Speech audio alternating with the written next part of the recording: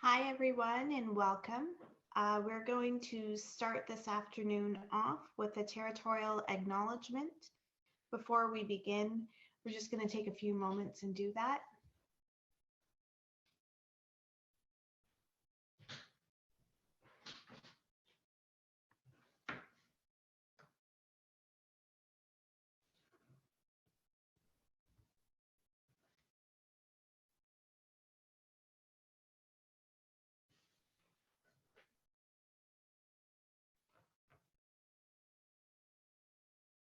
So while our screen is starting, I'll go ahead and welcome everyone. My name is Jackie, and I am part of the Rhythm and Blues Committee. I was born and raised in Cambridge, where I spent most of my summer days at the city pools. And I moved away. I went off to college and came back. So I've been raising my family here for the past 20 years, and I'm so proud to be a Cambridge resident, also a Galt Ghost over at GCI. So our land acknowledgement. As we gather, we are reminded that we are situated on land that is traditional home of the Haudenosaunee of the Six Nations Grand River, Anishinaabe, and Neutral people. We recognize the contributions the Indigenous people have made in shaping our country.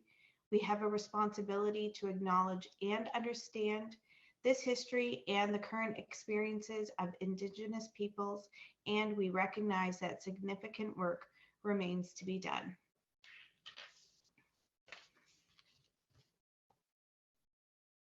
So our introductions for this afternoon's meet is our mediator this afternoon is Colleen James. Friends, we are in for such a great afternoon. We are in great hands. Colleen is a talented young woman who in 2021, if you haven't seen or heard of her yet, then you have to look out for her because she is named one of the top 100 Black women in Canada. On the panel this afternoon, we also have Fiona Jimenez. Our journeys have made us cross paths again, and Fiona, I am so happy to see you again and to be working together. Fiona listened to God's calling and wanted to do something what she and her family have experienced with racism. Fiona led the Black Lives Matter March at Queen Square this last summer. Also on the panel, we have Marjorie Knight. Marjorie has been doing work in our community for quite some time. Marjorie's latest work has been with the House of Friendship. All things over there have been turned upside down because of the recent fire as well. And our last panelist is Tim Sargeant. Tim is an educator, activist, encourager, public speaker, and donut connoisseur. His work at the Waterloo Region District School Board hasn't gone unnoticed. Thanks, Tim. There is a Black Student Union, and work is also being done over there. We want to take a moment and thank our dignitaries for joining us this afternoon. Mayor McGarry, Councillors Donna Reed, Mike Devine, and Scott Hamilton.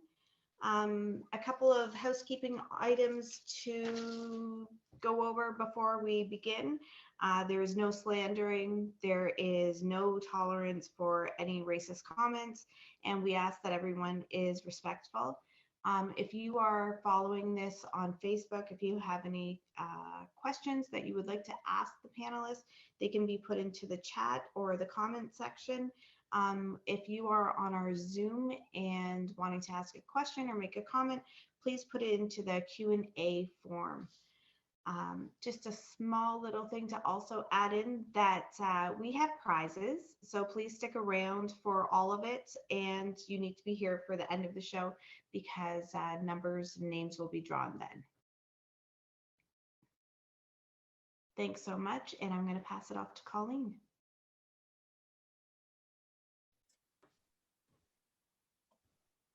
All right. Hello, everybody, and good afternoon, and welcome. It's really an honor and a privilege to be moderating this panel with our guests. So I am looking forward to this conversation. We are here to celebrate Black excellence, However, there's a theme. I will tell everybody that we start out with a little bit of the past reflection, current, and future Black excellence, Black history 365. So I am going to, I guess, bring our guests up, Marjorie, Tim, and Fiona, and welcome you all today. And in this celebration of Black excellence and Black history in our region, in our community, and in particular, Cambridge. So my first question for you guys has to do with kind of looking back, not just to, events that transpired mid-year and beyond, but 365, right? Between last February and now, what did the last year mean to you, be it personally or professionally?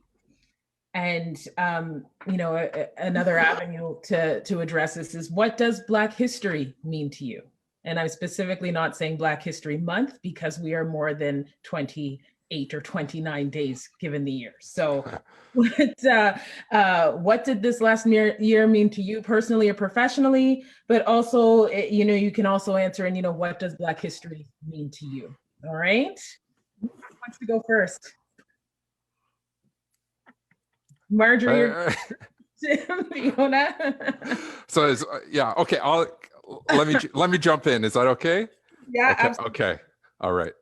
So first off, thank you for the invite here, and this has been my year of yes, a little bit, and stepping outside my comfort zone. So I appreciate being here. But what has the last year meant for me personally has been a lot about growth for myself, and looking around me in my community, with my students in education, with my family, and really about learning about, for me, I in my family, I'm probably the least woke in the sense, right? So for learning for me, and for them, just teaching and taking it all in, and then taking that to my students and saying, okay, what are we doing here? What can we do? How can we move forward? And it's been a really interesting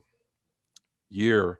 And for everyone around me and myself, it's almost like a civil rights movement, right? Like there's so much happening, so much change, so much going on, that it's been a really a year. I'm rambling, but a year of growth, and I'll pass it on to others. Okay. Well, I start at a different point of what Black history means to me. I grew up in a Black country. I grew up in Jamaica, and we have always known our history. We have always had a passion to seek our history. We've always had a passion to recognize our people wherever they may be, and their achievements. Coming to Canada was very interesting. It put me in situations I had never been in before, where, absolute racist incidents for the first time in my life happened, which made me change a lot of my perspective. In the last year, it's been very tough, I would say. I work with a lot of struggling people, low income, no income, disabled, children. A lot of them are racialized, and you are seeing the same struggles over and over again. And you're watching a situation where they're almost being held down and stopped from moving forward. When the Floyd incident happened, it really hit me deeply. I already knew that our life was not respected in many ways, but to literally kill a man in front of everybody was a new low for me. And the resulting outroar, the outrage that came, in a way, really fueled me to look around where I was with new eyes, to look at where I worked, to look at the areas where I had influence, to look at the party that I'm a part of, and to say, well, what have you done? What have you done to break this anti-Black racism bubble and anti-Indigenous bubble that we have surrounding us? What have you done? What have we done? What will we do? And this year has really made me work towards changing some of that, a lot of that, all of that. And it has made me move from words to action, because that's what we need. Mm-hmm. Mm-hmm. Absolutely. Absolutely. Fiona. Thank you for having me here, Colleen, and everybody. Yeah, I'm pretty much the combination of both Tim and Marjorie in my experience. You know, I'm from an island called Dominica in the West Indies, and the stuff I knew and grew up knowing about Black people was about the people from my island and all of the islands that my parents and my family told me. So that is my knowledge, and that's what I know. And I didn't learn anything about being Black in school. I didn't learn it from anyone outside of my own community. And so, you know, it's racism was always a part of my life. I always knew that I was different. I always felt that I was different growing up in Cambridge. And yeah, so it was a struggle in terms of race and being accepted and being included. And I look back on my life now, and I'm like, some of it I was kind of blind to as a child, but I look back on it and I'm like, okay, so a lot of that happened because of my race, most likely. I never was really an activist, never really wanted to speak up against racism or anything. But when the stuff happened with George Floyd, same like Marjorie, it just like struck me. God woke me up in the middle of my sleep and said, you know what, your church isn't going to do anything about this. You have to do something. And he just had me think and just put together, like, what was I experiencing? Why was I always feeling like I was on the outs? Why did I always feel like I couldn't speak up? Why did I always feel like I was different? Like people were just kind of tolerating me, not really accepting me in their circles. And he just really had me think deep. And so I have a podcast, and I just poured my heart out on that. And then I just put a rally together. Like it really just came together very quickly. And it's a part of Cambridge history now. And it's something that my main thing was that I didn't want it to be a march where we're marching. I wanted us to stand together against racism. And I really wanted the youth and the people in Cambridge to know that racism is not just calling someone in. It's not just, you know, saying, oh, you're Black, I don't want to be your friend. It's the excluding us. It's the putting more pressure on us. It's us having to have two faces in the workplace, where when we're on our break and we're with our friends, we can be one person. But then once that time goes off and we head back into the office or back into the factory or back into wherever, we have to put this persona on where we are, you know, someone who's not going to shake the boat, someone who's, you know, we can't make certain jokes that other people are making because, you know, they'll get a slap on the wrist, but we'll be reprimanded. Like we're constantly checking ourselves in these communities. So that's the kind of racism that I really wanted to bring to light, is that, yes, this happened to George Floyd, and also the ignorance that people didn't think it would affect us here in Cambridge, Ontario, what happened to George Floyd. And that was the explanation I got when I started speaking out and saying that, you know, I was disappointed that certain communities in my life, like my workplace and my church, didn't check in to see how us as a Black family in your church, or, you know, reach out to us and see how we're doing. The world is on fire right now, and you don't reach out to see how the Black families in your church are doing. You don't reach out to see how the youth are doing right now. And so that just put a fire under me that we need to let it be known that it's not just what happened to George Floyd, it's the underlining stuff. It's the, because those things are so damaging for our mental health. And I don't want our youth to grow up having to walk that same walk where they have to be under manners for everywhere that they go outside of their home. Absolutely. I couldn't agree with all of what you said more. This was an opportunity for growth, but it was an opportunity for us to really check, what have we been doing, but what have the people around us been doing? And, to really, that being silent, and we often say in Canada, we've got racism, but it's, the overt racism. Well, racism exists, be it overt, covert, and we experience it, we internalize it. And like you're saying, Fiona, we go to work and we're on because there's this pressure to be or to act a certain way. And we know that, what is that doing? What is that doing about the systems we're working in? All right. I think that was a good warm-up, good introduction. And some of what I'm going to ask now, you all kind of touched on a little bit, but I'm going to try and get you to dig a little deeper here. Okay. And say, so the second question I have for you is, what areas have you seen the biggest growth in our Black community in this past year? But also, what areas do you think are our biggest areas for growth and challenges? Okay, so where have we seen this growth happen? But also, where are those challenges that still exist? What are our biggest challenges we still need to ensure there's action for? All right.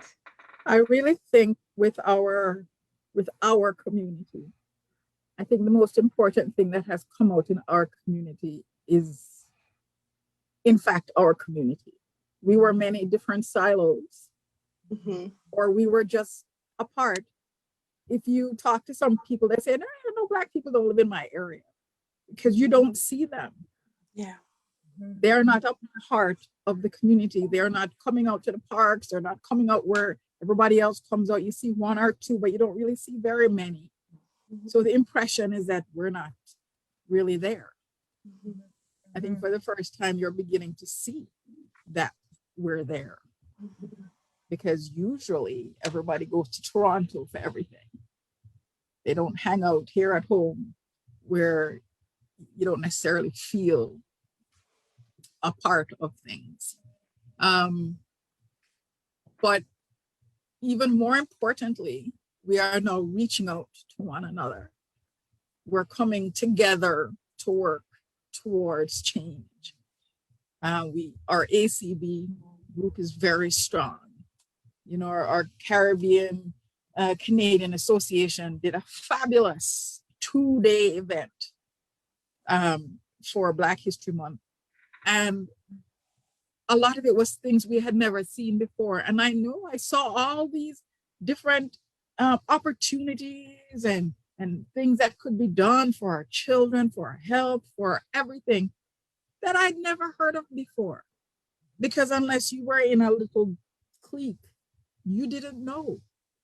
And now these cliques have opened up and we have joined hands. And now we have a presence. And now, as a community, we are pushing for change. And I think that is probably the most important thing that has come out of this whole situation with Black Lives Matter and what's been going on with the anti-Black racism. And I think that it's a wonderful thing. For myself in education and working in my school and what I'm seeing in other schools and with young people is I am so proud that the voices that some of my students are starting to find. And it was percolating before and they were starting to find opportunities, but now especially they're not standing for stuff anymore, and they're challenging teachers and people around them for like, no, that wasn't right, or hey, or talking to me and saying, or to my colleague saying like, this doesn't feel right. How can we address it? Whereas in the past, it just kind of, they would have felt it, they would have internalized it, they wouldn't have recognized there were people in their, corner supporting them, and they just would have kind of like eaten it and swallowed it down, right? When I look around the schools and stuff like that, there is a tremendous groundswell now of students finding their voice. You see this in the majority of high schools. Most have a club or a union connected for ACB students, and at times it's a safe space to discuss issues. It's a safe space to celebrate, and it's an opportunity for youth to get involved in many variety capacities, right? And we have I see my students, they're all on a spectrum too, right? You have some that just take it in, and there's some that are actively involved, and we talk about those rings of involvement and different things. But I'm really seeing in our youth a tremendous like groundswell of, no, we're not standing for how it's been, and we are going to call you out, and we're gonna put you on the mat here, and you better have some answers for us. And if it's not right, no, I'm going to step over you, and I'm going to go to the next person, right? And get some answers until this is addressed. So I'm really starting to see that with our students, and I'm really proud that those opportunities are existing, and they're starting to feel that it's okay. Like, I can say these things and move forward. So. Yeah, and I think that's amazing that they can step up and be bold, right? And that's what I'm trying to ignite as well, is just let the youth know that you can speak up. Like, it's okay. Like, you have to be able to say something if something doesn't seem comfortable. Like, my children go to predominantly Portuguese schools, and they, the kids often use the and all this kind of things, and it makes my kids feel really uncomfortable. And so they're starting to get their voice where they feel comfortable to speak up. Like, they're heading there, and we keep encouraging them too, because we can't go there and be like, hey, you can't use that word around my child. They have to be the one to speak up. Right. So I think it's great that that's happening, because a lot of the youth they're just taking in the culture that they see and thinking it's okay for them to use these words and act this way, and even saying someone's ghetto and all this kind of stuff. Like, the language, all that needs to be addressed, and it has to be our youth who do it. It has to be them, because they're not going to listen to old people like us. They're going to listen to the kids who look like them, right? And they're the ones that have to go out there, and we can guide them and give them the platform, but they should be the speakers to the youth community. So that's something that I'm hoping to help continue to happen in our communities, to give the youth the voice. And something that I'm seeing is that a lot of like small businesses and people who have commercials and who are advertising, I'm starting to see more Black people in commercials and stuff like that I didn't used to see before. So I do see. Yeah, I see that a lot of places are making more of an effort where, it's not like someone going, yo, yo, yo, and that's the only time you see them, or they're holding a basketball, or, you know what I mean? Like, you see like mixed families, and you see all these different things and these different cultures. So I feel that the media is trying to make more of an effort. And even our partners Idea Exchange, like, they approached me and said, how can we help? How can we work together to help you to see yourself in our library when you walk through the doors? Like, people are listening, and I think that's just what needs to continue. We need to sit down and have conversations, and we need to we need to empower our youth to walk along with us and be in the forefront, where we can just stand behind them for support. So absolutely. Our youth, from what I've seen, just the voice and the fight for human rights, right? Yeah. The fight for human rights, everyone should be allowed. It shouldn't even be a matter of permission, but when you're human rights, for someone to say, no, you can't, or you shouldn't, right? What does that say? And our youth are recognizing that muzzling that's kind of, Yes.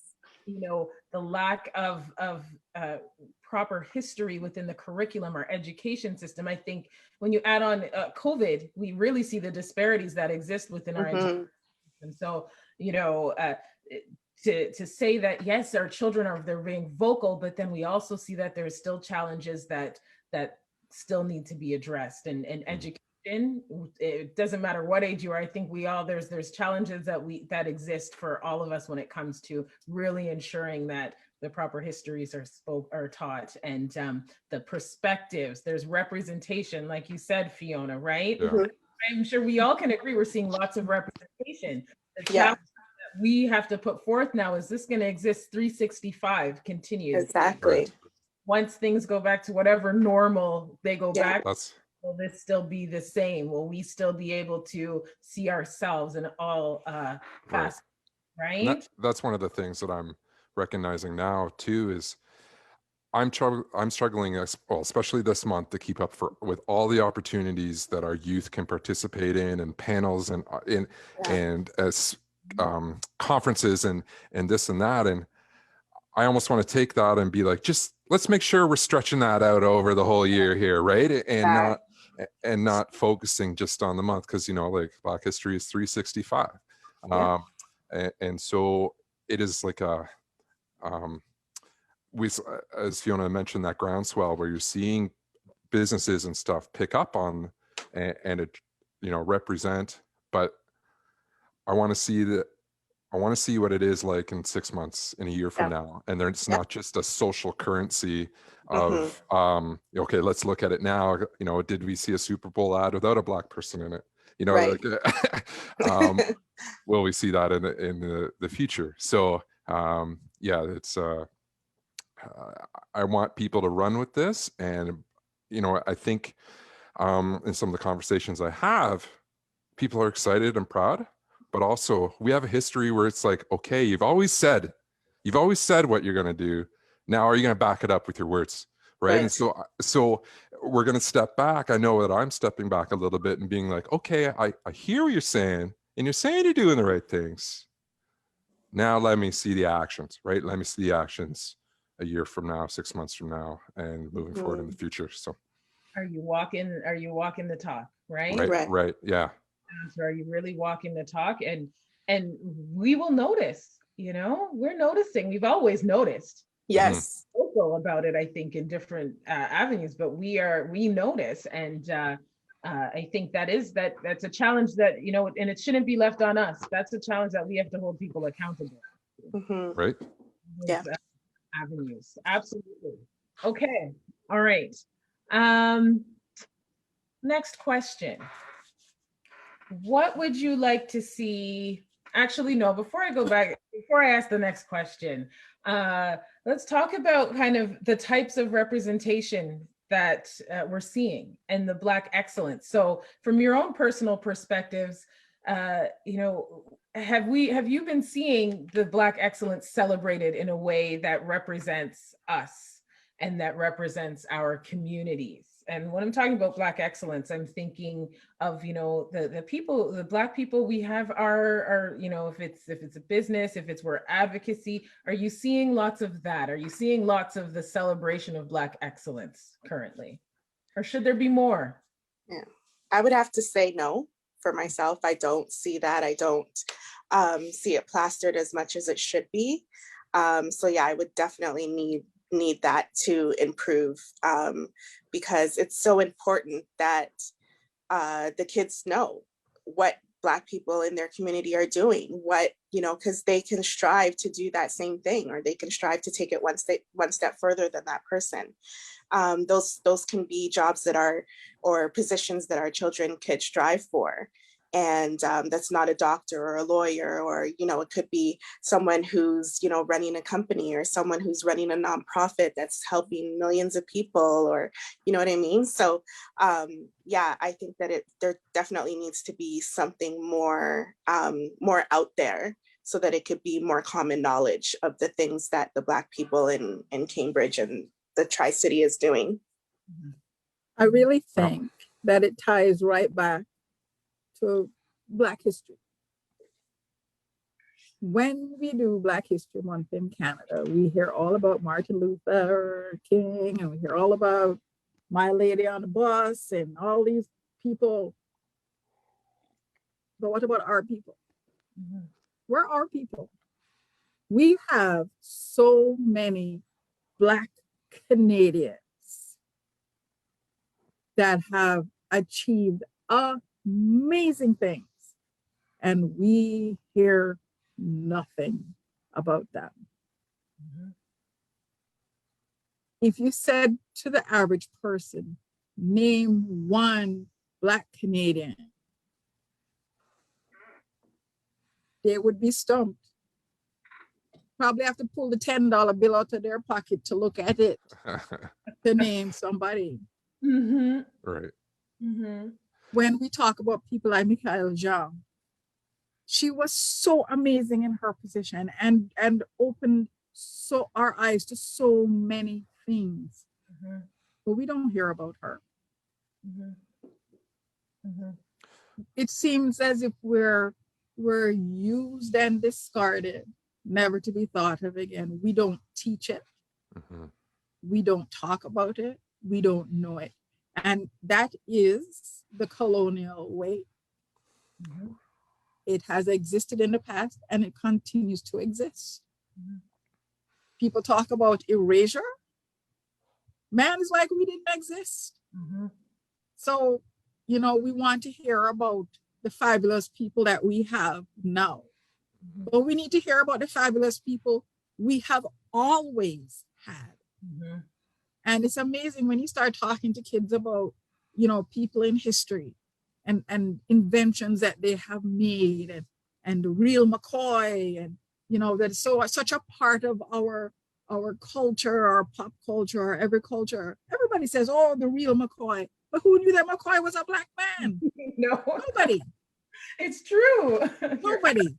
So, it's not a new thing, but it's a thing we have to stop. Mhm. And, as Tim was saying about the education, in Jamaica, we heard all about our heroes. We heard all about Right. Nanny the Maroons and all the people who fought the British. And, don't worry that some of them ended up in Nova Scotia and stuff like that. But I mean, we know about our people. Mhm. We know who did what and who fought and who did and who developed and who made. And we celebrate 365 our people.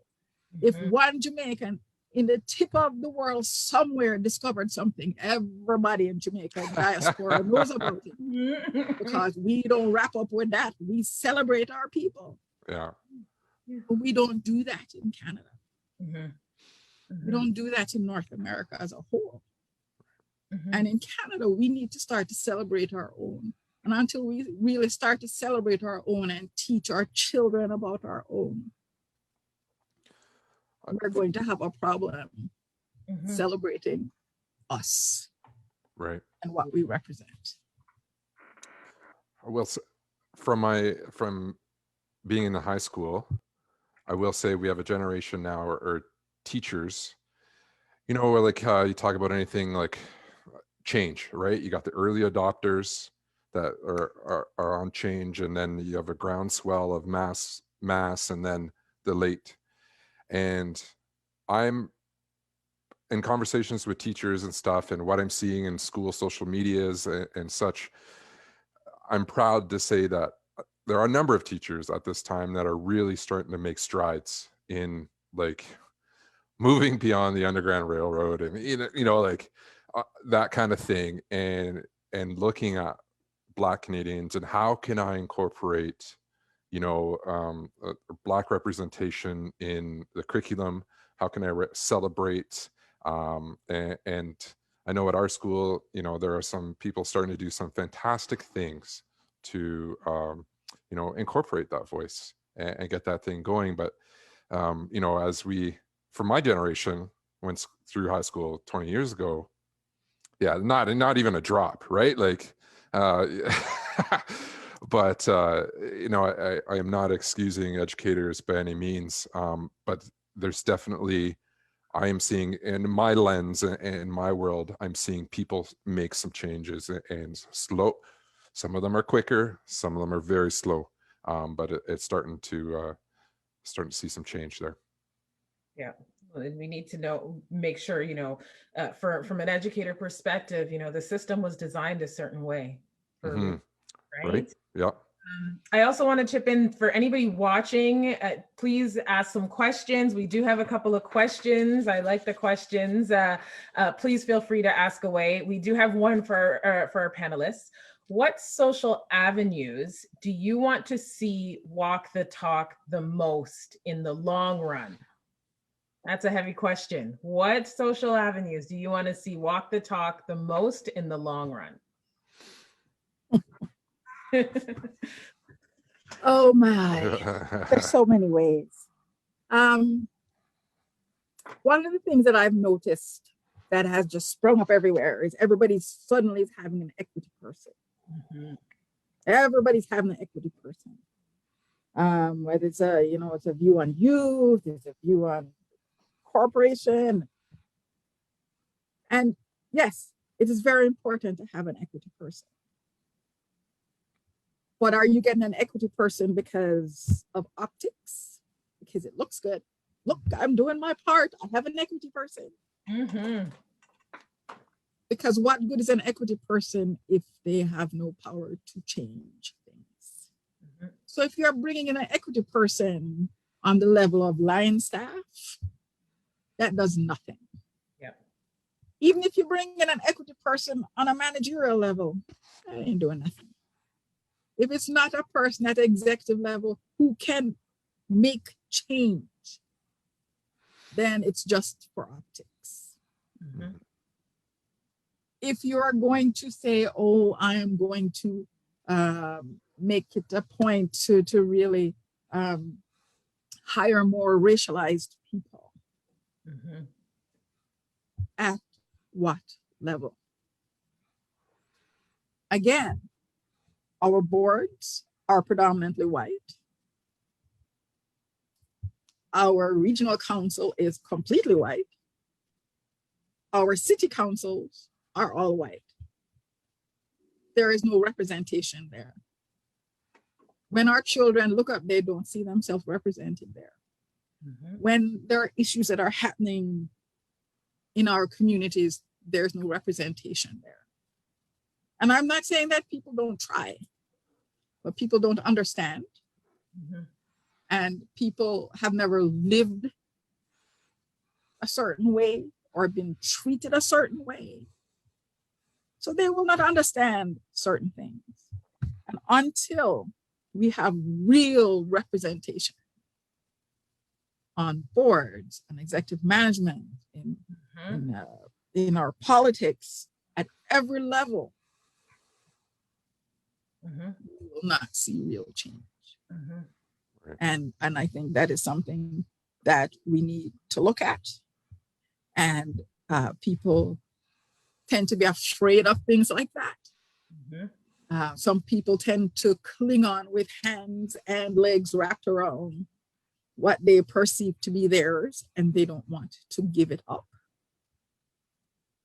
Some people perceive it as a power grab. Mm-hmm. However you want to look at it, it's going to have to change because representation matters, and we will not see real change. Mm-hmm. Look at this whole thing with our Waterloo police. Irregardless of everything that we have spoken about and asked about, irregardless of the fact that we know that we are targeted by the police and that we are more likely to be hurt by the police, and the cry for help for our communities, instead of giving money to our communities where we can work with youth, where we can work with moms, where we can help abused women, where we can help women escape, we can help with education, we can help with mental health, we're giving it to the police and said, oh yeah, they're just going to do the sensitivity training and they're going to do anti-Black racism training, which they've done all the time, has never yet made a difference. And we're going to give them the money. and we're going to close daycares, and we're going to close down programs and stop funding programs in communities because we need to give this money to the police. You know, it's a strange thing. But none of those people on those committees have ever felt the sting of police, of surveillance, of being afraid to ask a policeman for help. None of them have. Not being mean and wicked to them, but they haven't. Representation matters. And until we are represented in all of these places, change will not come. You know, I always say that, you know, our community has what, 250 different ethnicities. And if the places we work, the spaces we're in are supposed to be microcosms of the community we live in, why don't they reflect that, right? Why don't they reflect that on the boards? You know, if you go into a room of 10 and, you know, 1 in 3 people identify as racialized, Black, Indigenous, what have you, why aren't the numbers balanced, right? Tim, you wanted to jump in? Yeah.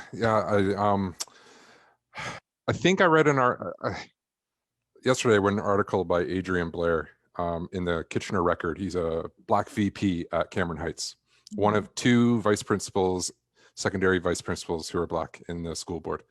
And when I talk about the social avenues or the social places that really need to make some change, definitely the school board has to start there. And, you know, because we talk about the students, minority students, students of color, Black students need to see people that reflect them in education, right? And the article, I'm referencing the articles because he talked about the percentage of students, something like the increase in number of Black students that go to post-secondary if they have a Black elementary educator. And I was like, wow. And it was kind of shocking. And so when we don't see representation in some of these avenues, in some of these places, it's Black youth don't realize they can do those things, right? They don't strive to do those things. They don't have somebody in front of them and that's, you know, looks like them telling like, no, like you got this, like you can go do that, right? It's so in education for me, we need more Black teachers in the school, right? Like I am one Black teacher in my school. There's another colleague of mine, CYW, who's Black, but then, you know, that's the representation we got out of 100 staff members. And then as you go higher in the school board, it gets less and less, right? And you look at the building and there's no one there. So we have to, in education, has to change. It's got to reflect its community because the Waterloo board does not. They're starting to make some changes towards that and being purposeful on that. And again, that brings me back to okay, let me see in a year, let me see in 3 to 5. But there's going to be a little bit of a lag of getting educators, you know, Black educators, Indigenous educators into education, right? Because they traditionally, our area is not, they don't see themselves in it, right? Not just gym class, right? Right. Yeah, like celebrate. It's celebrating way more than athleticism, right? And academics and going way beyond that, right? But for myself, on a long-term play, it's got to be an education because we've got to take those youth now who can see themselves in those roles in the future and be able to, you know, get into those places and want to be there. And I have to concur with you. One of the things that I like to do in my job is I like to sit with youth around the ages between 13 and 15. And I have a talk with them about what is it that they want to do. And 99% of the time, what I hear back is that, boy, I would like to do this, you know, but that can't happen. Right. And then I say, but no, take away all barriers. If you had no barriers, what would you want to do? And then I hear the stories of their interests and their passion and what they'd like to do. And I sit down with them and we make a plan about how to achieve this. And I'm always wondering to myself, why isn't this happening in school? Right. Why isn't somebody sitting with these children going, yeah, you want to do that? You really like that? Okay, well, listen, these are the kinds of jobs you can have out of this, the kind of careers you can develop. You know, maybe you can make a new career. You know, this is what you can do. This is what you can do. This is how you can do it. This is how you can, you know, work or volunteer to get experience in this or that. Or why doesn't this happen in school? I have a young man who his least grade was 94%. And he says to his teacher, I want to go to university because this is what I want to do. And he is being dissuaded by his teachers and being told, no, you need to go to college and you know, become a carpenter or whatever. This boy is brilliant, but he's also Black. And so they're channeling him into where they would like to see him, not where he wants to go. And yes, education is definitely the key. Absolutely. Fiona, want to add in here? Yes, I agree with both points that, you know, in all of the committees, all of the boards, yes, we are so misrepresented, and it's so important that we get people to get into those roles. And like Marjorie said, it's not for a lack of trying. So something needs to change where they're given these opportunities, because people are stepping up, but they're not getting those opportunities. So I just challenge them to get loud. You know, let us know that you're running for this, or let us know that, you know, that you want to do this role, and, you know, reach out to anyone that, you know, in any position who can get behind you and make some noise for you so that you can get those votes. If it's a position where you have to be voted in, if you have a story to tell where you've been trying to move up in your company and it's not working, like, just get loud about it. You know, the world is watching us now. The world wants to hear us now. So take advantage of that.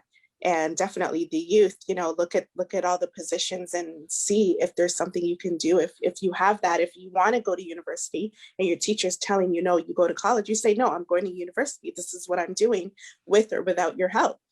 Right. And you carry on. Like, we can't let people push us down or put us in a box where they want us to be.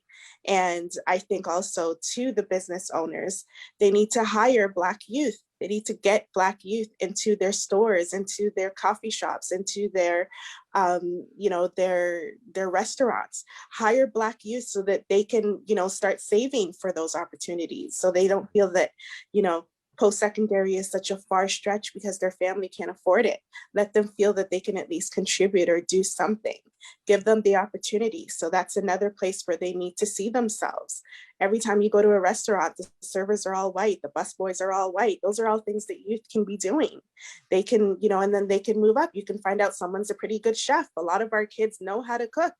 So, you know, put us on dishes and then we can show you how we can cook as well. So, you know, there's lots of opportunity that business owners have where they can hire Black youth. And again, like Tim keeps saying, walk that walk. So show it by hiring Black youth, get them into your businesses, give them opportunity. Absolutely. Absolutely. You know, education is key. And, you know, I teach at the college level, but, you know, at the same time, education is education. We have to continue learning. And, you know, there are students who come into my class and I'm the first Black educator that they've seen. And for someone who also grew up and was born in this area and this region, to me, that is extremely disappointing when I know how much talent and how much educators and Black educators are there, but at the same time, there's a disconnect. And why is that? So absolutely, you know, we need to ensure that our students, our children are supported in whatever it is they want to do, right? Because a lot of the times we leave things up to educators, but also there's a whole community that needs to rally behind our students and our youth as well, right? So yeah, very good question that came in. Okay, so I'm going to ask, an hour goes so quick. I'm going to ask my final question, and then we'll take some more questions from the audience and people who are listening. So looking ahead, and this can be short-term, long-term, and think about the communities, your personal, professional lives. What would you like to see start, stop, or continue? As we talk about Black excellence, Black history. So three parts to this question. You can pick one, you can answer all three, but what would you like to see start, stop, and continue after today, in the next 365 and beyond? Well, I would like to see the conversations continue. You know, when I was doing my rallies in the summer, a lot of people came up to me and just said, this is so great. You know, we're having conversations at home. My kids are talking. And, you know, a lot of people ask me, what can I do? What can I say to my kids? How can I teach my kids? How can I talk to my kids about racism? And I think it's just keeping those conversations going and having those tough conversations at the dinner table. You know, like if a kid comes home and says somebody called someone, a kid was being treated unfairly or whatever it is, don't just brush it off and be like, oh yeah, that's really sad. You know, like just talk about it. Why did that bother you? Like, why did that not feel right to you? You know, and just hear where your kids are coming from. Get them comfortable with speaking about racial issues that they're seeing around them. And that will give them the power to stand up for what they think is wrong. If they're able to explain at home why they think it's wrong, then they will feel comfortable to speak out when they're outside of the home. So keeping the communication going where kids, you know, white kids and Black kids, everyone can just know, you know, this is what I'm not going to stand for. This is what is wrong. This is what I feel needs to change, so that when those things are happening around them, they can feel confident enough to step up and be like, hey, you know what? That's not cool. That's not right. Don't do that. Don't call that person that. Don't say that. You know, what do you mean he can't go to university? Of course he can. You know, like stuff like that. Just giving them that voice to be advocates within their circles as well. And, you know, just, it's all about just giving them the opportunity, giving them the platforms where they know their voice can be heard, because a lot of the youth have things to say. Like Tim has said, they're fired up right now. So we can't put that fire out. We need to make sure that they have those platforms to speak. And it's not only to speak to us adults or to speak to kids in their own age group, it's also speaking to the younger ones. So having high school kids go and speak at elementary schools so that they can, you know, teach the elementary school kids how, you know, what looks wrong, because racism, it's starting like from daycare. You see it, you know, in kindergarten, you see it, and it's because they're seeing and they're hearing what's going on in their homes. So the high school kids can go in and do workshops, and, you know, they can get volunteer hours for that. You know, like there's lots of opportunities where we can come together as a community and help, and, you know, just to stop it. And just, we have to do our part to empower the youth, to empower the youth. You know what I mean? Like be that voice for their age group and their community. So that's my number one thing, is just empowering the youth and helping them to, you know, carry that torch and just keep the flame going, and giving them opportunity to do so in different platforms, in different ways, different creative ways. And just having communication, having conversations at home where it's a safe place that your kids can talk about racism, where your kids can talk about kids who are different from them, and why, you know, why did somebody had lunch today and it didn't smell very good, doesn't smell like the food that we cook, you know, it was really gross, you know, having a conversation about that. Yeah, well, different cultures eat different things. Let's look up some recipes. Maybe we could cook something that, you know, that's different, or go to a restaurant that's different, or, you know, it's just being able to allow different cultural things in your circle. Because if they're not around different cultures, then it's always going to be foreign to them, and it's always going to be something that might be threatening, or something that they just don't want to give the time of day. And so giving them the opportunities to be around and to get to know different cultures is a great way to keep the flame going as well. For myself, so start, continue, and stop. That's the theme, right? Okay. So start.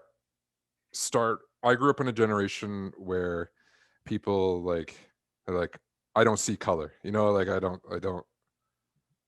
and that was like at the time when people felt, well, start seeing color, start seeing that your experience, my experience is different from your experience. And especially as you know, as a white person, as you hold the power here, you know, what you think my experience is, like, you don't get to tell me what my experience is, right? And so start seeing color and start recognizing that things are different, right? And that's for everyone. What I want for continuing, I like that there's this groundswell where even I always go back to education. That's my world. A couple of years ago, there might have only been 1 or 2 schools with kind of like a BSU. And now there's 16 high schools, and I would say pretty close to all of them have a group of students that get together and do stuff. And I want that to continue. I want the school board to continue with these opportunities that are existing. What I'm also seeing, which I really, really like, and I want to continue, is previous experiences and conferences and stuff like that for youth were centered around being Black. Now what I'm starting to see is, I want to say this the right way. There's opportunities and learning happening, and the catch is like, we are Black, bring us together, but then what can we learn? And so I mean, like, a group of Black students or university students will hold a session or a conference, but then they'll talk about things like budgeting 101, how to go to school, and how to like set yourself up to go to university, right? And so it's kind of like this, I'm gonna draw you in because we have a common experience and we can relate, but how can we get you into areas of learning and excellence that's just not connected to a celebration of culture, if you know what I mean. Okay. And then finally, what do I want to see stop? I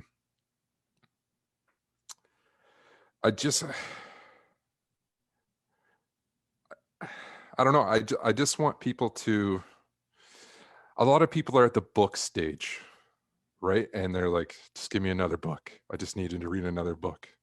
Well, the people in my world are like fired up at times, and they're like, buddy, stop reading the book and just start doing, right? Like, take what's in the book, stop reading the book, and just do stuff, right? Like, you don't need to keep reading another book.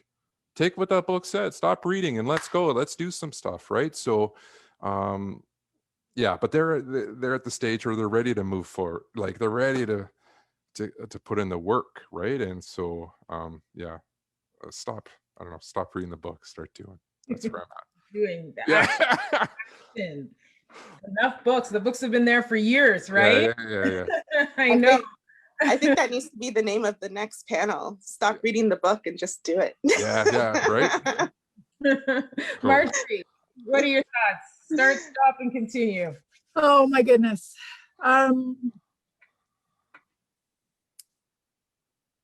We need to stop. People, in a way, with what Tim says, stop the apologizing. We know that you're sorry, that we're sorry, that you're sorry. So now that we're all sorry, and we know everybody's sorry for what has happened to us and what's been done to us, can we now do something about it? Mm-hmm. I am tired of non-action. Mm-hmm. Can we stop with that already? Mm-hmm.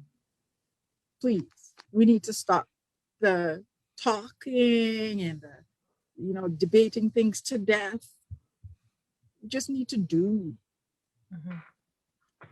Everybody has had a conference of some kind. Everybody has, we had the anti-Black racism town hall, which was very, very, very stressful for those of us who had to speak, because trauma porn, we talk and we're made to talk about our issues and what has happened to us, and a lot has happened to us. And it is very traumatizing, and it is very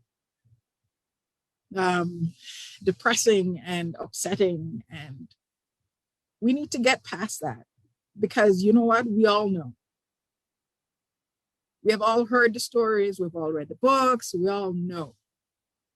So can we get off the pot and do what we got to do? Do our business. We need to. But we need to continue. We have wonderful organizations like Run for Office WR and Black Vote Canada. And they are really interested in bringing in Black and racialized people into the area of politics. We need our people to become involved in politics. I'm not here to tell you what party you need to be a member of. Everybody knows me, I'm with the NDP.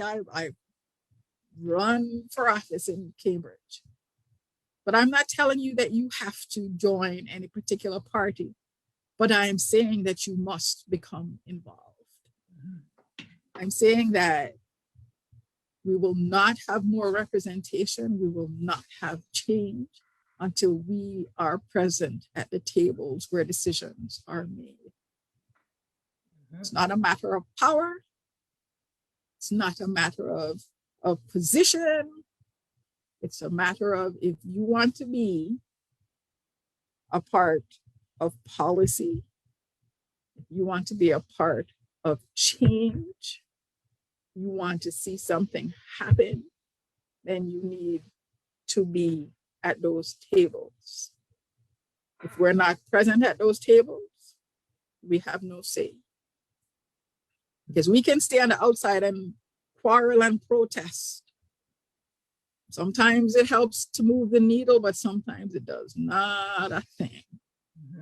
But if you really want to make a change, you need to be at the table. So we need to continue our efforts. And again, Run for Office WR, gmail.com. If you want to run for any level of office, contact them, send them an email. They'll be happy to talk to you. But we need representation, and we will only have representation if we step up. We need to become more political. We need to talk about issues. We need to talk what we want to see. We need to become a voting bloc. And we need to push for change. And what I would like to see start, I would like to see, especially in our schools, Black Canadian history being taught. I would like to see a partnership between our community, our business people, our scholars, with our schools, where children have an opportunity to shadow, to learn from, to intern with, to learn about things that they might want to do, or they have an opportunity to meet with people who are there, to meet with people who can broaden their minds and their experiences. But it means that all of us need to be involved. And we need to start with the school system. And once we start there, it will percolate up. But those are the things that I see. All right. Okay. You know, you know, and I just want to add in here, because I really want to, for me, I think one of the biggest things I noticed is the tokenism that's taking place right now. That needs to stop. I often say there's a principle of three. You know, one is a token, two is a presence, three is a voice, right? And we need to stop. And we see this in every day while we're now, and you mentioned it, Marjorie, we're now going to hire this one Black person or, you know, Indigenous person, and it, you know, at the same aspect, if they're not at senior leadership level, if they're not at decision-making tables, but at the same time, what are they walking into? And we need more than one, right? Absolutely. And you know, start, and this is uncomfortable for people when we talk about systems that were set up for people to be oppressed and marginalized, you know, dismantling that. And what does that look like? And that means, you know, people will get uncomfortable. Institutions will get uncomfortable, but if you're trying to achieve human rights and equity for everybody, that means that you're going to get uncomfortable. Not everyone's going to be happy, and that needs to start at action piece that you all have been talking about, and that continuing the community. The Black community has come and together, like you all were saying, in a way that we really haven't seen. And if anything from this past year, that is the one thing that we need to continue, is that collective presence and collective voice, pushing for things like changes in education and that curriculum, which is so vital. Okay, all right. So we've got a couple questions from the audience. So this is where they get tough. So I have a question for Tim. Can you give an example of things that teachers at your school are doing to include Black representation?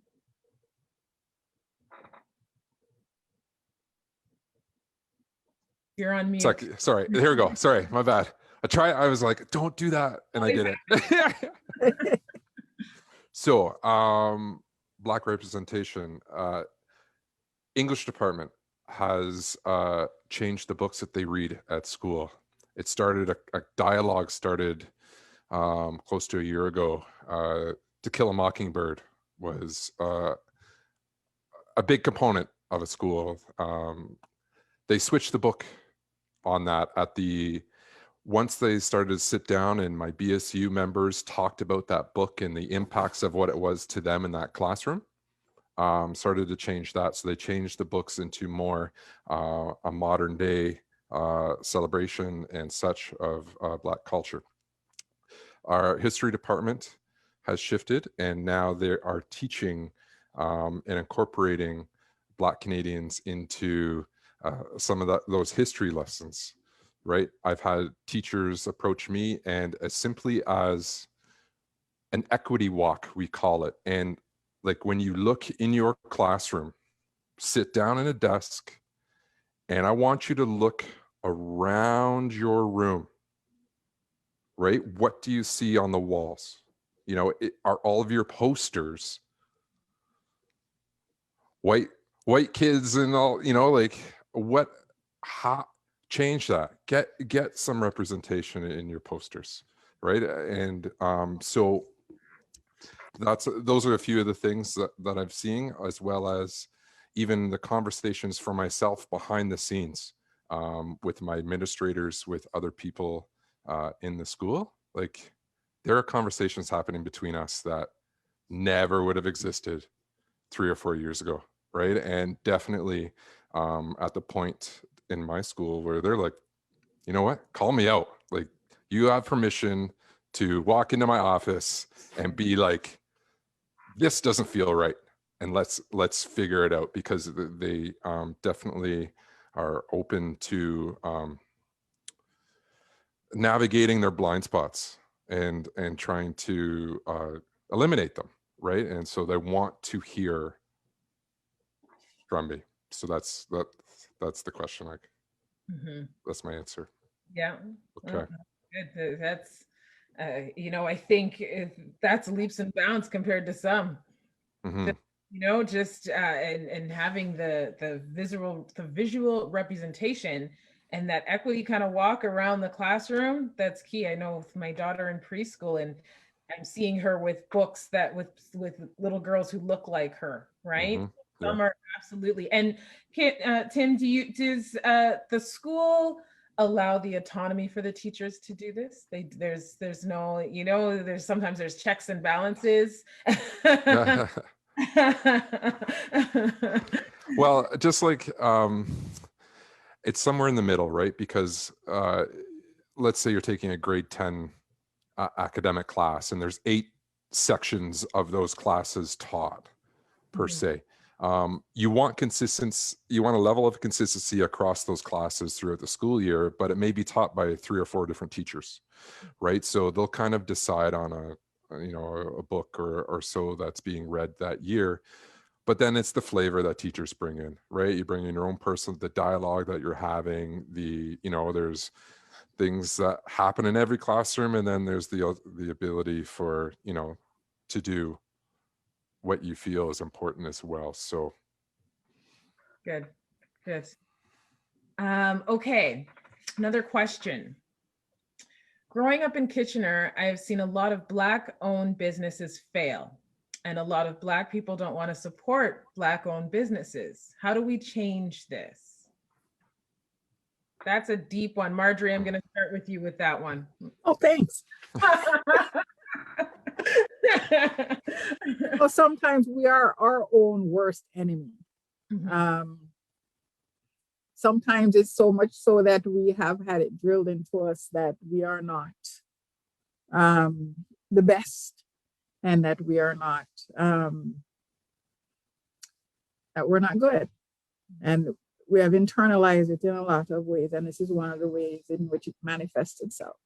And this is one of those things that we have to heal ourselves from in our community. And as I said, one of the nicest things that have happened throughout this period has been the fact that our community at large has come together. We're kind of out of our silos of different groups. We are now coming together to produce things together. We're cooperating to get things done. And I think one of the things that all of us have been doing separately, but now we're doing together, is that now we are recognizing Black businesses. We are recognizing, where we are, what we do. We're starting to publish directories of Black businesses in our areas so that people are aware of them. Sometimes it's not so much that we're ignoring you. Sometimes we don't know you're there. So how can we support when we don't know you're there? Now I find that we're doing better at communicating amongst all our community that these businesses exist and that they're there to help us. I mean, until, we went through that Caribbean Canadian Association thing, I met a finance company that was owned and led by Black people. I had never heard of them before. I met another one in ours, Rhythm and Blues. There was another one that I met there who was absolutely fabulous when it came to all the stages, from children to teenagers to big people. It was great, but I had never known about them. So part of what we need to do is that we need to be aware of who is out there, in what area, and then we need to support. Absolutely. And that's on us. We need to support, but we need to know where they are and who they are. Yeah. And we need to make sure we have a directory of it so that we can respond accordingly. And the system's been very good at divide and conquer, right? Yes, absolutely. Yeah. That's their biggest strength. That's why I am so pleased that we've started to cooperate with each other to really be a block of people who cooperate with each other. Absolutely. Fiona, do you want to jump in on this? Thoughts? Yeah, I agree that it's definitely a matter of needing to know who's out there. I just put up a website for my organization, and I am reaching out, I want to reach out to Black companies first to see if they want to be displayed on there as, as just just to put their names out there so that people, when they come to my website, will see this and can click and, you know, get information. Because I just feel that it's, yeah, we all have to be there for each other and support each other and get the word out about what each other is doing so that we can promote that for each other as well. Yeah. And we leave it to anybody, it's got to be us, right? Yes, it does. It has to be us. It's going to happen. Yeah, very true. What are your thoughts? I think everything, what everyone said already, right? And that we need to just, I noticed that with social media and stuff now, like, I guess it's easier to get the word out. Yeah. Right. And so, coming out of, in the past year, you know, I've picked up on, you know, Instagram group that posts about Black businesses, right? And it was like, oh, wow. Yeah, like that ice cream's really good. I want to go get that ice cream all the time. Right? And so, so it's about now that it's easier to get the information out. I hope that the person that maybe commented that, maybe that's a shift. Hopefully we'll see a shift from that where there's more support, more knowledge. And I would agree at times that there's definitely been, to what Marjorie alluded to, at times we've been made to feel like we're not good enough. Yeah. So, but we are, like, we're freaking amazing. And we got to support. It's easier to know those businesses now and seek them out, right? And be like, let's share the love here. Let's support one another. Yeah, you know, and that we're not competing against each other, right? We can have more than one business that's the same and be in more than one field, and not this kind of crabs in the bucket mentality that I always say, right? And that it's there. And for anybody watching, I know our Rhythm and Blues, we have created a list of different businesses within the community that's available on the Idea Exchange website. So, and there's multiple lists out there, but you know, the more lists we can get our hands on, the better we can support our community. Okay, so another question. There's a few, so I'm trying to go back and forth between different groups. So Corey from Facebook, we with regard to boards and committees, as we bring members on, it's usually one at a time. How do we avoid tokenism in these situations when the goal is to have a group representative of the community, but it's hard to get volunteers to come forward? This is always a tough boards and committees, but I'll anybody want to take a stab at that one? Tim, go ahead.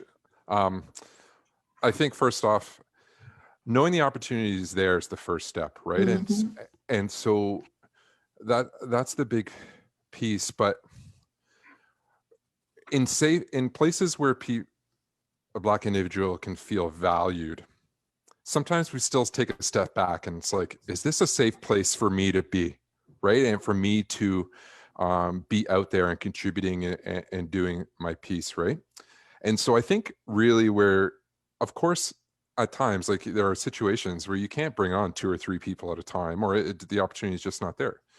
But I think it's where you're rooted in your purpose. And so if you're reaching out and you manage to get, you get a Black person into your board, well, it just doesn't stop there, right? It's not like we're done.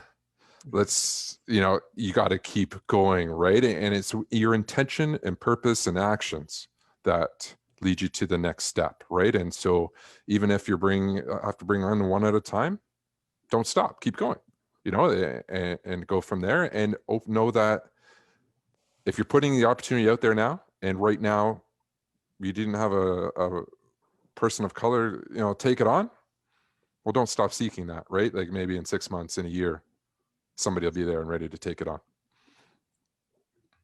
I think it needs to be easier to recognize opportunities to get on a board. I think there are a lot of boards out there and people just don't know. Yeah. I think that I have joined 2 boards myself this year. And I know that I was not the only one new to the board. They have put Indigenous people on the board and other Black people on the board, and it's a nice mix of people on the boards. Of age, young and old, different colors, different racialized people, and it's great. And I think that they are a wonderful example of what can be done for a board. But I think that most people are not even aware when there are spaces opening up on a board. Sometimes a board needs more than one person. Sometimes it needs 3 or 4 people. It's for what period of time? And where are they looking for people? Are they looking for people? Or are they just tapping on the shoulder of who they know to come on the board? And I think that is usually what happens. Not to be a broken record, but look at the police board. Who's on that board? Who's not on that board? Do they still have an open spot on that board that they have not filled? Or have they filled it with somebody who's not racialized again? You know, these are the things. How do you go about getting your board members? Is it a public and open thing? Is it a tap on the shoulder? Is it opened up to a community of people who have lived and worked experience in these areas? How do you do it? I mean, yes, I understand people want to tell me about financial knowledge and la, la, la, la, la. You can have all the financial knowledge in the world. And if you don't understand the people that you're supposed to be serving, it doesn't mean anything to me or to the people that you're supposedly serving.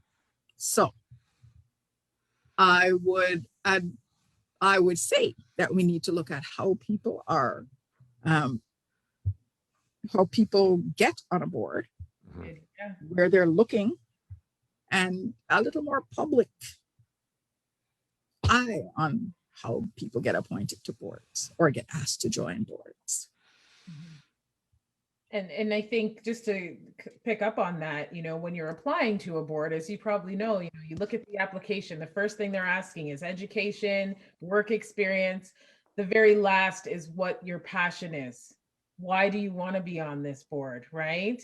And if someone's passionate about whatever the cause is, but then you're seeing all of these barriers, and that's some bias that's in there when you put the education and employment first, as far as I'm concerned. Well, the other thing is that, I mean, even if you're applying to a university or a college, somewhere in there near the top, it talks about lived experience and work experience. It's not all about what grades you got. It's not all about, you know, what you have achieved in work. It's about, well, what is your lived experience? Because lived experience trumps them degrees and things that you got on the end, because you know what the bottom line is and you know where it is. Yes, we need people with financial knowledge. Yes, we do need some of those on the board. But as I said, if you don't have people who know what o'clock it is out there, then you are not serving your population. Fiona, you want to jump in? No, I agree that, you know, it's definitely needing to get it out there. Like, how do we know when a board is looking for someone? You know, and I think that's the biggest thing, is getting it out there so that we could know what boards are looking for something. So maybe it's up to us too, community leaders, to, you know, when we hear of something, then we put it out there on social media or put it out there to let our Black people know, hey, this board is looking for someone. You know, just an FYI, maybe we can make a habit of that in our own personal lives, to put it out there on our social media when we get word of it, and then that will be a way to help it to spread a little better. I think somebody explained it to me a couple of weeks ago. I was in a training for racialized teachers with the board, and for myself at times there's a bit, they explained it as we need to be purposeful. And so when, I'll use the school board, when they need to get more racialized teachers, it doesn't happen by osmosis, right? You just can't say we want more teachers and you're going to get, no. You have to be purposeful in where you're asking that you need more racialized teachers. You need to go to the places those teachers are at and say, we need you. right? And so they explained it as a little bit of like a basketball team. Like everyone has their skill sets. And when you need a center that's like 7 feet tall, you go and get a center that's 7 feet tall, right? And you go to those areas that, and you're staffing your team. So when you're looking at the board or, you know, another panel, no, you got to be purposeful. We need you. We need representation here. We are seeking representation there. We need to staff our team with the skills and what you bring, and seek those relationships purposefully, because they just don't happen by osmosis, right? By this time, people have taken a step back and they're like, you know, no, you know. And just to wrap up here, we've got to wrap up. Our time's almost done, but also the decision making for getting on those boards, right? Because we can have Black people apply, but who's making the decisions again? Mhm. Yeah. Just to wrap up, you know, I think this has been very enlightening. We could probably talk for another 3 hours just on this. There's questions that we were unable to get to. We will definitely take those questions offline and respond if we can back to those questions. I want to thank our panelists for, you know, having this conversation today, enlightening us, continuing the conversation, talking about where the past year, how's it impacted us, but also, you know, what to stop, start, and continue. And I always like to end with stuff like that, because those are actions that have just been said that, you know, we've had this conversation about. I'm going to bring back Jackie to the stage to close us off. It's been a pleasure as always. Okay, Jackie, take it away.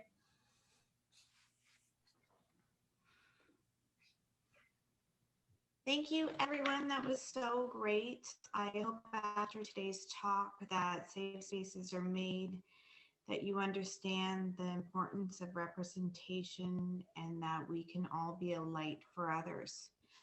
We just want to take a moment and also thank all of our sponsors. So the Rhythm and Blues Committee would like to take some time and acknowledge our main sponsors, which were the KW Community Foundation, the City of Cambridge, Idea Exchange, Gabrielle and her team.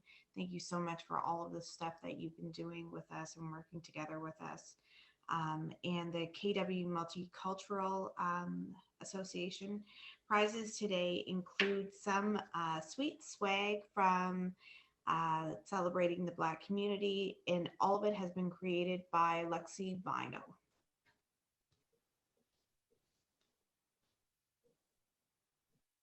And to our panelists, thank you so much for sharing your thoughts, experiences, and words. We hope that today's discussion encourages you to find your voice in the city of ours, no matter what step you take to make yourself more aware and educated.